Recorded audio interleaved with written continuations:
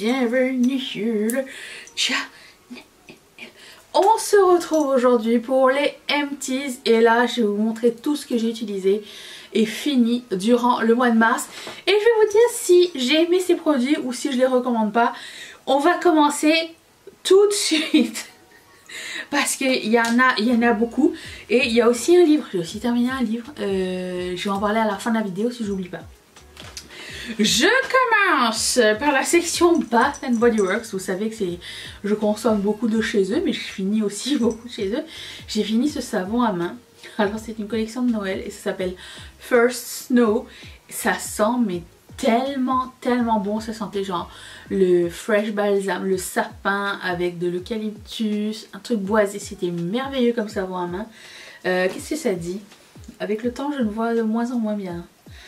Note air frisquet, pain gelé et menthe enneigée. Vraiment un de mes préférés, il était génial.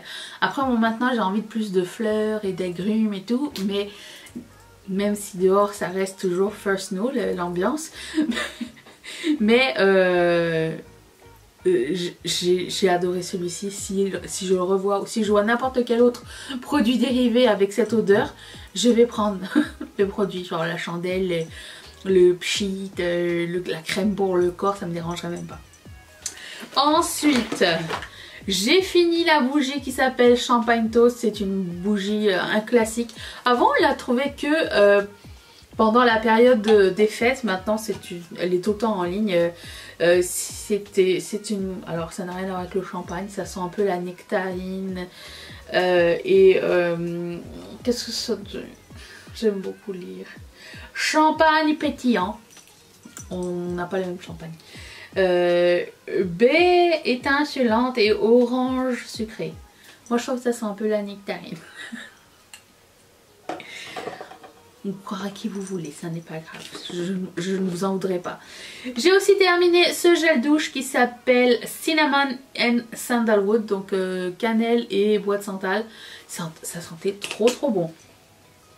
J'ai adoré cette odeur, vraiment super agréable. Alors il faut savoir que le gel douche de Bath and Body Works ainsi que les crèmes pour le corps ne sentent pas très longtemps. C'est vraiment pour...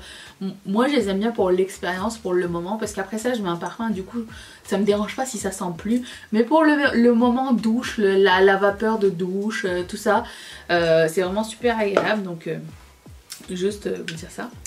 Ensuite j'ai fini une crème pour le corps qui s'appelle Snowflake and Cashmere. Elle sentait très bon. Elle sentait la danette vanille. Il y en a beaucoup des comme ça chez eux je pense. Bois caramélisé, clémentine givrée, crème de cachemire vanillé. Très sympa. Gourmand mais pas trop sucré. Très sympa. J'ai beaucoup aimé. Est-ce que je la rachèterais? Pas forcément. Mais c'était pas dégueulasse. J'ai une autre bougie ici. French Baguette. Et alors là... C'est l'une d'entre vous qui m'en a parlé, mais cette bougie, excusez-moi, mais sans le pain cuit de la boulangerie, c'est un crime de faire ce genre de bougie parce que tu as envie de bouffer du pain tout le temps. En plus de ça, je la faisais bouger dans...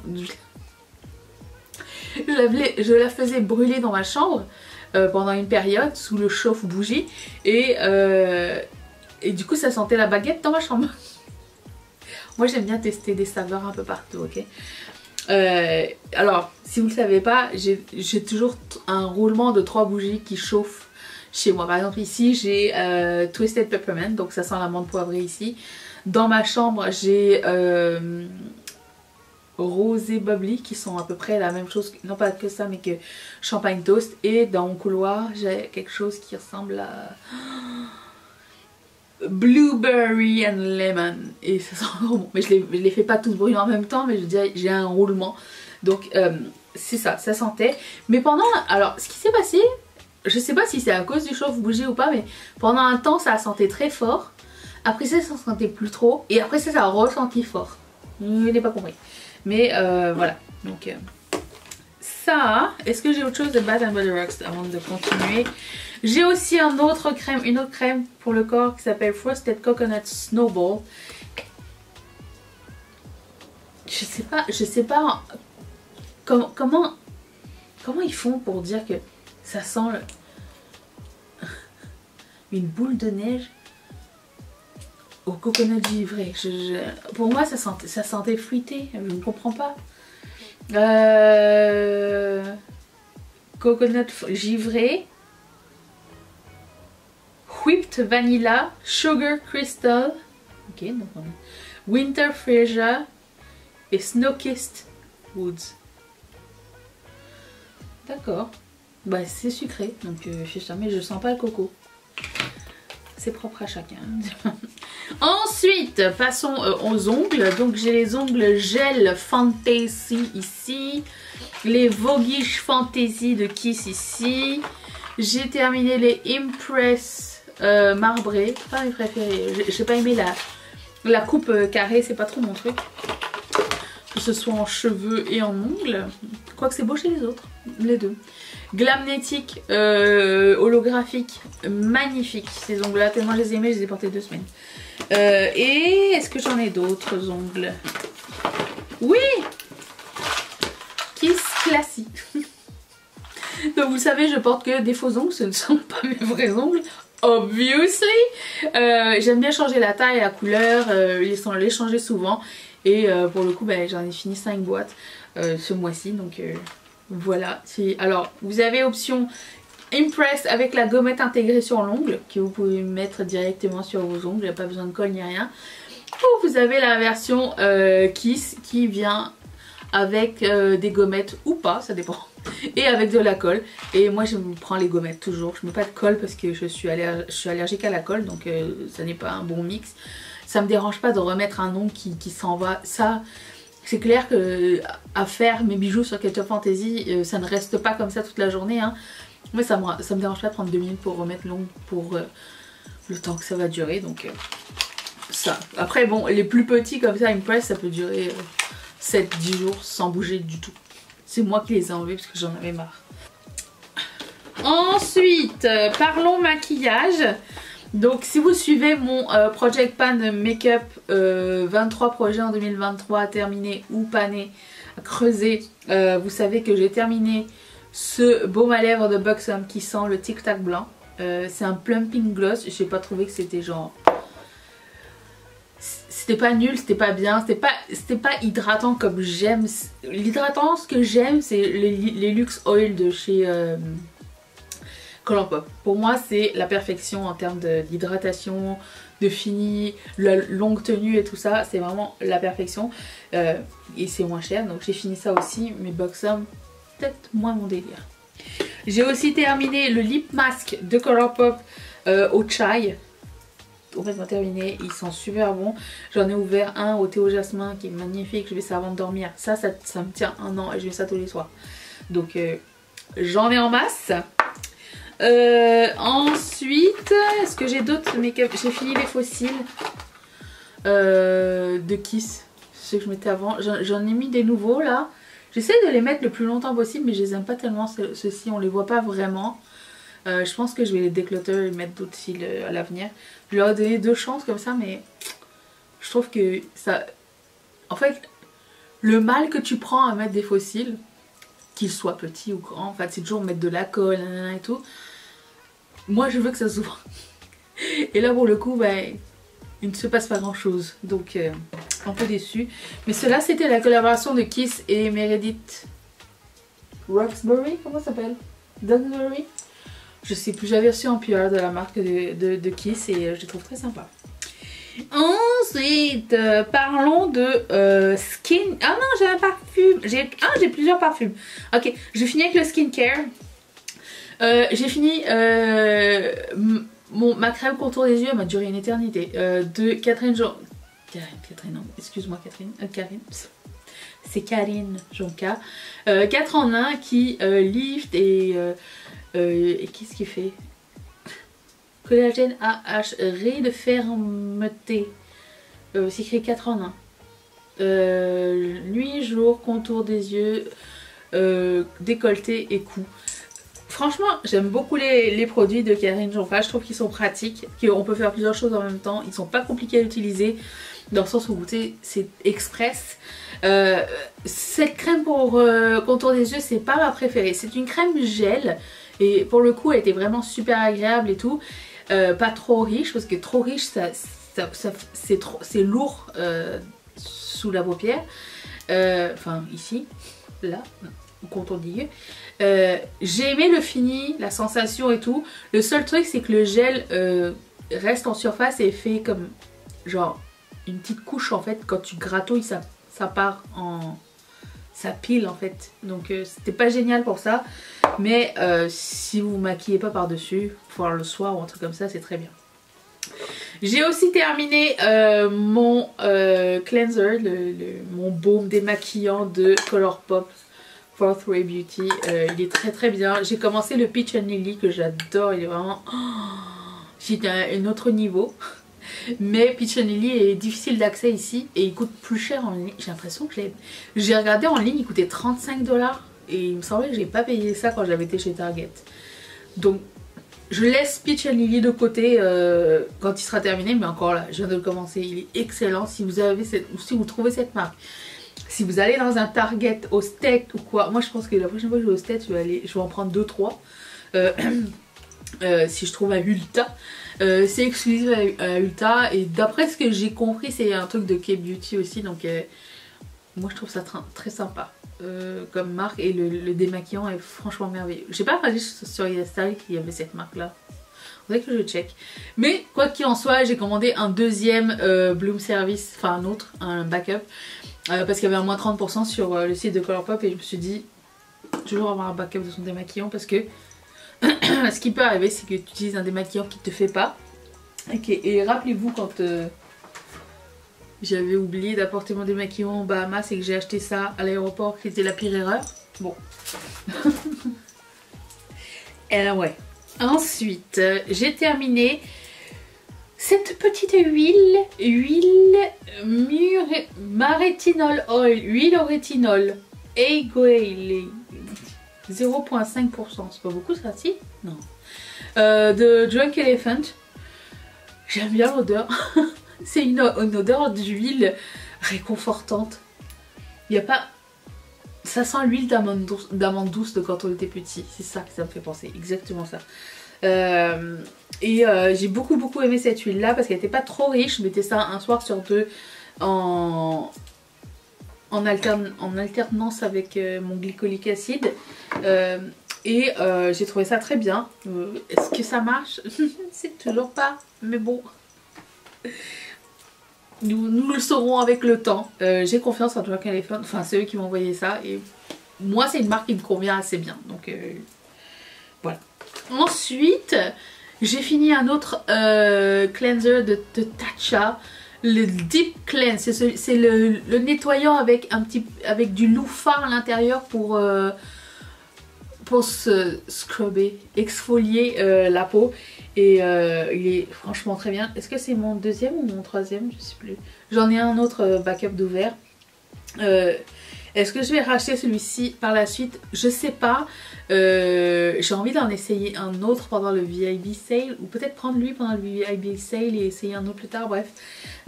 J'hésite. Il y a d'autres marques qui m'interpellent. Pour un cleanser, je pense. Si le cleanser n'a pas quelque chose de spécial, genre comme lui il a un exfoliant qui est doux pour ma peau et vraiment c'était un bon match pour moi, j'ai pas envie de payer cher pour un truc savonneux. Mais après j'ai l'impression que un truc savonneux ça passe ou ça casse. Des fois moi quand ça m'assèche le visage, ça me fait des boutons aussi. Donc c'est pas comme une crème hydratante où tu peux trouver vite ton bonheur. Il me semble que les cleansers c'est un peu plus difficile pour moi. Ouais. C'est intense, pensez-y bien.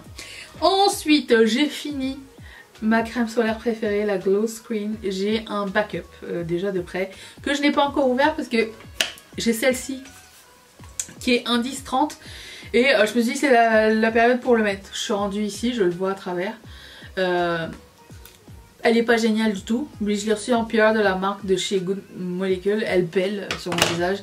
C'est vraiment pas ma favorite. Celle-ci est ma favorite, celle que je continue d'acheter parce que premièrement elle protège, indice 50, elle est compatible avec mon make-up et elle est glowy. Alors il y a plusieurs autres finis, hein. Vous avez du transparent, vous avez du mat ou quoi, mais ça j'aime bien. J'aime beaucoup cette marque, je trouve qu'elle a fait des bons trucs pour la crème solaire, pour la rendre un petit peu plus agréable pour tous. Donc ça je recommande. Ensuite j'ai fini ce parfum. C'est un body spray de Saint Janeiro et c'est pistachio et saltette caramel. Alors ça sent super bon. Ça sent tous les produits de la marque, sont super bons. Mais pas longtemps. Et ça m'a fait chier. Parce que c'était très cher. Du coup, je le rachèterai pas. Je le recommande pas non plus. Parce que c'est pas quelque chose qui va rester sur les vêtements. Et pour l'expérience, que je trouve que c'est un petit peu cher. Donc ça, non. Pour moi, c'est un échec. Ensuite, alors vous allez me dire, elle sort des échantillons pour nous parler de parfum. Mais j'avais acheté des kits d'échantillons. Je vais vous parler des parfums que j'ai essayé, que j'ai aimé ou pas. Alors, premièrement, je dois vous dire, après avoir essayé plusieurs fois la marque Kayali, ça fait 3-4 fois que j'essaye les parfums de chez eux, en échantillon d'abord. C'est les parfums qui restent super longtemps sur moi. On est tous différents, nos pH sont différents, donc ce qui va tenir sur moi ne tiendra pas sur vous et vice versa. Il y a beaucoup de parfums qui virent sur moi, mais les Kayali, ils restent accrochés à moi jusqu'au bout de la nuit. Genre le lendemain je me réveille, je le sens encore. Après, je peux pas demander à mon compagnon de vie de me dire est-ce que tu sens le parfum? Il ne sent rien, jamais. On a un running gag entre nous où Mathieu c'est les oreilles, il entend tout, moi c'est le nez. Je sens tout. Donc chacun son rôle. Donc Kayali, j'ai essayé Burning Cherry, gros coup de cœur. Si je devais acheter un parfum, j'achèterais celui-ci. Il était génial avec du Palo Santo, des trucs boisés, pas de la cerise sucrée ou quoi. C'était vraiment un truc très fort, on dirait qu'il y avait beaucoup de personnalité, homme-femme. J'ai vraiment beaucoup aimé. Ensuite, j'ai essayé le réplica de Martin Margiela qui s'appelle Bubble Bath. J'ai trouvé ça, je trouvais que les deux odeurs étaient semblables. Lui ne tient pas sur moi. Martin Margiela ne tient pas sur moi du tout. Donc moi j'achèterai pas ça parce que c'est encore plus cher. Et celui-ci qui s'appelle de Margiela s'appelle When the Rain Drops. Je déteste les odeurs fraîches en fait. Ça c'est une odeur fraîche. C'est pas du tout mon délire. C'est quelque chose de tu vois, un petit peu à la Dolce Gabbana Blue... Deep Blue, comment ça s'appelle? Blue quelque chose. Ma mère et ma soeur elles mettaient souvent ce parfum. Je n'aime pas du tout ce style de parfum. J'aime pas les parfums frais. J'aime pas les parfums délicats. Moi je veux quelque chose de fort. Je veux quelque chose que tu me reconnais quand je passe. Tu me sens quand je passe. Mais quelque chose de plus... avec plus de personnalité. J'ai l'impression que ça c'est personnalité garden party. Voilà, c'est ça. Et c'est pas trop pour moi. Je me sens pas... Je me sens pas digne de ce genre de parfum. De toute façon, je trouve que ça pue. Ensuite, j'ai fini ce livre qui s'appelle L'ombre du vent, le cimetière des livres oubliés. Livre 1 de Carlos Ruiz Zafón. Carlos Ruiz Zafón. J'essaye. C'est une de mes meilleures amies qui me l'a envoyé. Elles aiment bien m'envoyer des livres par la poste. Écoutez, moi ça me fait plaisir. Sauf que j'ai beaucoup plus de livres à lire que de temps pour le faire. Je savais pas où je m'en allais parce que je lis jamais le synopsis en arrière là, la 8e de couverture, je sais pas trop.